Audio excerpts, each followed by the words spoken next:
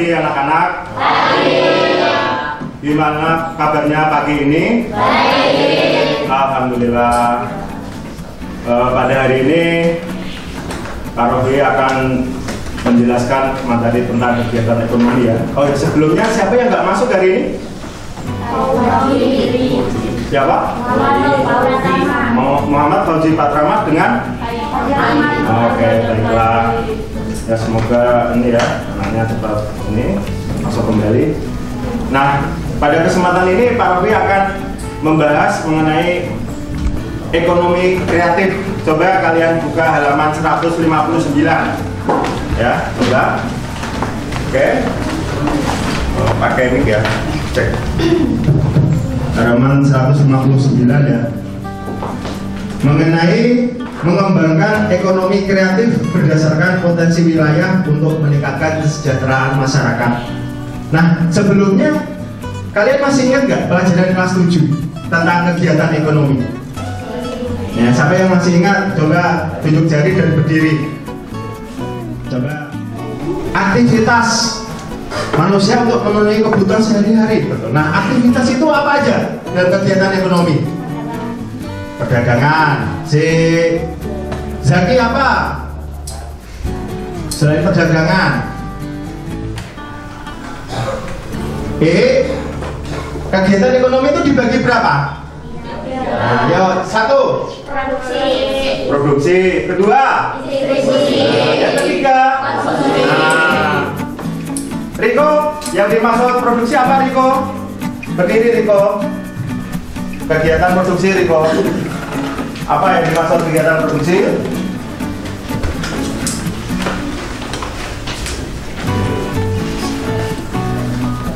Ani, produksi berdiri. Yang dimaksud kegiatan produksi apa? Kegiatan membuat barang. Kegiatan membuat barang. Yang membuatnya disebut produsen. Betul. Kegiatan distribusi. Apa yang dimaksud kegiatan produk apa? Distribusi. Ayo deh, berdiri deh, gak keras suaranya deh. Merupakan kegiatan menyalurkan barang atau jasa dari pihak produsen kepada pihak konsumen. Betul, menyalurkan. Kalau konsumsi apa? Kalau konsumsi? Kegiatan menikmati barang yang dihasilkan para produsen. Menikmati barang. Nah, betul ya. Ini kita hanya mengulang ya biar ingatan kalian ingat. Nah, pada materi ini tentunya lebih spesifik lagi, lebih khusus yaitu ekonomi kreatif. Nah, apa sih ekonomi kreatif itu? Nah, ini Pak Rofi tunjukkan. Pemandangan alam sekitar Rawapeni bukan punya loh. Jaraknya nggak jauh pula. Sekitar 1 jam perjalanan saja dari kota Semarang. Rawapeni adalah danau alami seluas kurang lebih 2.670 hektar. Dinamakan Rawapeni karena konon dahulu airnya sangat jernih. Jadi bukan penyakit kepala ya, kawan. Sayangnya, keindahan Rawapeni sempat terganggu karena pertumbuhan enceng gondok yang begitu cepat. Bahkan pernah hampir seluruh bagian dari Rawapeni tertutup enceng gondok. Jadi tak asik lagi deh. Untungnya, berkat kreativitas warga sekitar, serangan enceng gondok bisa ditanggulangi. Bahkan ini menjadi sumber penghasilan loh, karena dibuat menjadi berbagai kerajinan yang ramah lingkungan berkualitas ekspor. Sahabat, hampir setiap hari warga yang tinggal di sekitar Rawapeni akan memanen enceng gondok. Mereka melakukannya mulai pagi hari. Tidak semua enceng gondok dapat dipanen. Biasanya warga hanya akan memanen enceng gondok yang sudah mencapai ukuran 70 cm atau lebih. Enceng gondok bernama Latin Aphronia carcipes, asalnya dari benua Amerika. Bagaimana cara memanfaatkan tanaman enceng gondok yang ada di wilayah kita? Oke. Contohnya yang ada di wilayah situ Pasar Kemis. Oh betul ya. Oke, ini sangat berkaitan sekali ya dengan enceng gondok ya, karena di wilayah kita tidak jauh dari sekolah kita ya. Nah, itu ada tuh enceng gondok. Nah, memanfaatkan ya nih ya. Yang kedua siapa? Yuk, tunjuk jari nomor 2 tuh. mana yang lebih dibutuhkan oleh seseorang yang akan membuat usaha modal atau kreativitas. Nah, oke. Pertanyaannya, apa yang dibutuhkan seorang wirausaha, modal dulu atau kreativitas? Nah, yang kenceng, ya nggak usah takut. Nah, ayo, itu pertanyaan yang kedua.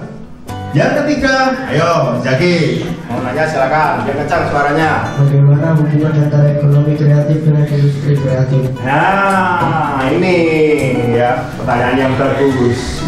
Ya, ekonomi kreatif dengan industri kreatif. Nah, ya, nanti ulasannya habis pertanyaan yang terakhir. Nah, ada lagi yang bertanya? Nah, Riko mau nanya? Nah, berdiri Riko. Yang keras suaranya. Bagaimana prospek industri kreatif tersebut bagi peningkatan ekspor di Indonesia dan lain? Oke. Nah, ini si Riko pertanyaannya sangat jauh ke depan ya. Prospek ekonomi kreatif untuk peluang ekspor. Oke. Untuk menjawab pertanyaan tadi, ada si Ani, ada Riko, ada Ii, siapa tadi ya? Nah, silakan kalian membuat kelompok. Masing-masing kelompok ada yang 5, ada yang 6. Oke, silakan membuat kelompok sambil kita ini ya, materinya dibaca lalu menyelesaikan.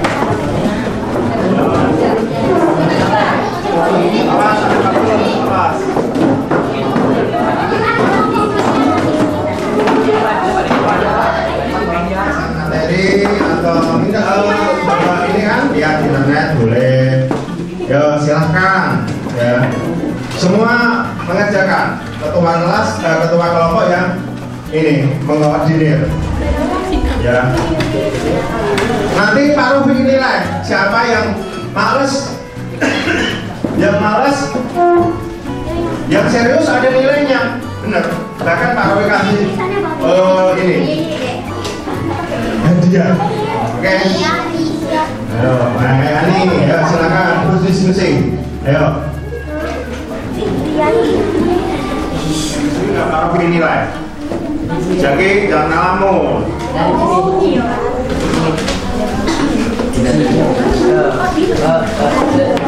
Kita menanyakan, boleh kayak kata-kata baru, nggak harus yang ditanyakan teman kalian tadi ya. Istilah-istilah baru di buku boleh kalian tanyakan. Oke.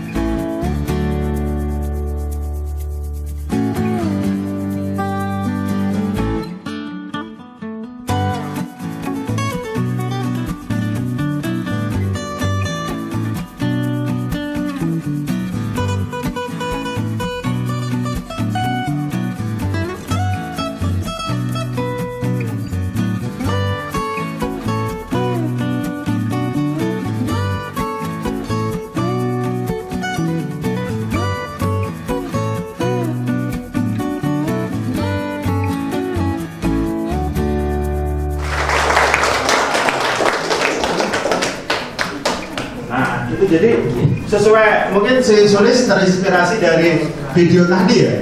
Selain itu apa lagi? Boleh kalian menambahkan. Ani ingin punya ide yang lain? Silakan Ani. Yang keras ngomong. Pemanfaatan eceng Deketin. Ayo. Pemanfaatan eceng gondok selain dijadikan sebagai kerajinan, juga dapat dijadikan sebagai pakan ternak, biogas, ataupun pupuk tanaman. Sedikit saja yang bisa ditambahkan. Tepuk tangan untuk Ani. nggak apa-apa, kan kita punya usul, ide. Kan ide itu apa sih Pak? Nah, di buku apa kalian ide itu? Sesuatu yang baru, terobosan. Nah, jadi apa? Selain buku ini ejek gondok, kalau Pak Robi idenya lebih ini lagi, apa Pak? Dijadikan rapat. Nah itu ya, jadi yang pertama tadi apa? Nah dengan sentuhan apa? Kreatif untuk, ini udah perhatikan atau? Nah itu nomor 1. Yang nomor 2 tadi apa pertanyaannya? Pak Robi lupa tadi nomor 2 apa pertanyaannya nih? Nah siapa namanya? Pipit. Nah ayo Pipit. Pipit, berdiri. Pasarnya dibuka ngomong yang kenceng. Yo. Perhatikan, teman kalian kasih masukan, perhatikan. Mana yang lebih dibutuhkan oleh seorang yang akan membuka usaha antara modal dan kreativitas? Jawabannya, untuk memilih di antara keduanya, yang lebih utama adalah suatu kreativitas. Alasannya, karena ide yang inovatif seseorang untuk menciptakan produk yang unik itu yang dibutuhkan masyarakat, dan juga seseorang yang memiliki kreativitas bisa menggunakan kemampuannya bukan hanya saat memulai bisnis, namun saat mencari modal untuk bisnis tersebut. Tepuk tangan. Peluang produk industri kreatif sangat luas sekali. Dengan meningkatkan dan menjaga kualitas produk yang bisa bersaing dengan negara lain dan bisa diekspor ke luar negeri. Nah, tepuk tangan tuh. Silakan yang ingin menambahkan. Silakan ingin menambahkan. Ya nggak apa-apa, bebas. Kan udah membaca materi. Ayo, silakan deh. Menanggapi ini berapa nih? Yuk. Menurut internet, industri kreatif di Indonesia mampu memberikan 7,38% dari total pertumbuhan ekonomi nasional. Di bidang ekspor, Indonesia kreatif menyumbang sebesar 15% dari total penghasilan ekspor nasional. Terima kasih. Prospek industri kreatif bagi peningkatan ekspor Indonesia ke negara lain adalah pertumbuhan ekspor kreatif. Memang dapat dikatakan masih sedikit, namun dengan adanya industri kreatif membuat kegiatan ekspor di Indonesia memiliki potensi yang cukup kuat atau besar. Oke. Apa yang dimaksud glosarium? Glosa? Apa yang dimaksud glosarium? Glosarium? Apa yang dimaksud glosarium? Bukan itu nih. Mungkin itu ya. Jadi glosarium itu sekumpulan informasi mengenai istilah-istilah. Ya, mungkin seperti itu pertanyaan si Julis ya. Parwi jawab. Nah, maksud Parwi tanyakan yang hubungannya dengan ekonomi kreatif. Nah, nggak apa-apa ya Julis ya. Apa itu haki? Haki apa haki? Nah, ada singkatannya itu. Nah, ada singkatannya. Apa? Panjang nih. Atau hak atas kekayaan intelektual adalah hak eksklusi dari diberikan suatu hukum atau peraturan kepada seseorang atau sekelompok orang atas karya ciptanya.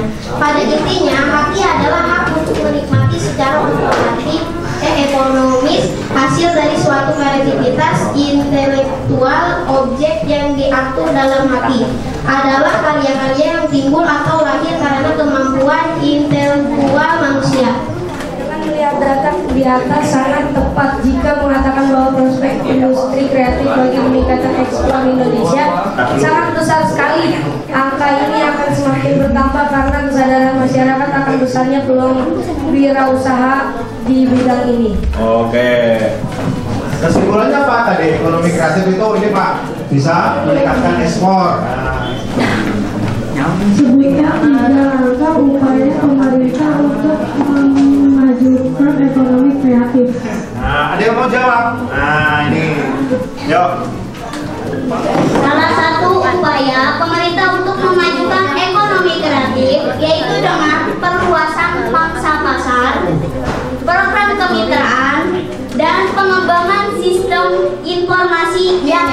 integrasi. Dan pertanyaannya, boleh lanjut nanya, Pak? Tadi dulu. Panca pasar itu apa sih? Wih. Dampaknya industri kreatif berkembang sehingga bisa apa? Tadi kata si siapa tadi? Neng, siapa namanya? Humairah apa? Bisa menciptakan lapangan pekerjaan, gitu ya. Nah makanya lihat tadi, nah itu dikumpulkan. Masing-masing kelompok satu buku. Nah, ayo dikumpulkan. Nah, dikumpulkan. Nah, ayo dikumpulkan nih. Nah, kamu yang bawa, ambil. Nah, per kelompok ambil. Nah, itu ambil ya. Nanti dinilai. Nah, ambil. Udah nanti buat kasih. Satu buku, satu kelompok aja. Nah, kumpulkan nih. Nah, ayo. Nah, jangan lupa kasih nama. Udah dikasih nama belum? Belum. Nah, yaudah nanti dikasih nama. Ayo, kumpulkan nih. Nah, terus dulu. Nah, ya kumpulkan.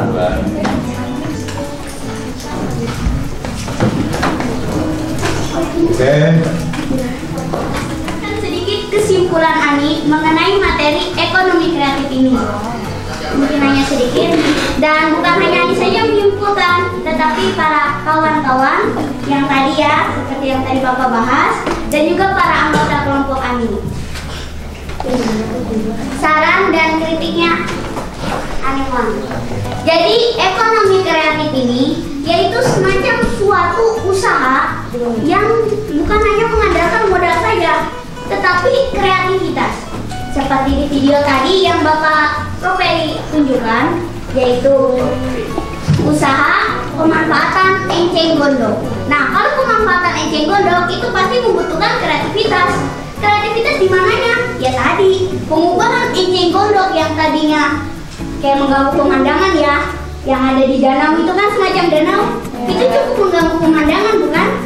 Nah, tetapi dimanfaatkan oleh ibu tadi. Sebelum pulang berdoa dengan hati sesuai agamanya masing-masing. Berdoa dimulai.